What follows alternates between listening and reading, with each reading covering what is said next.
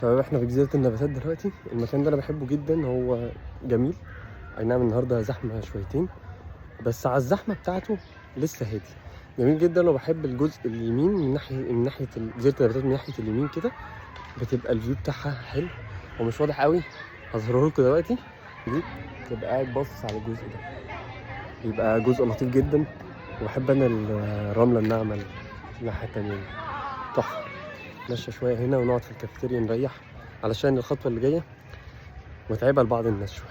هنطلع قبة أبو الهوا والجو حر.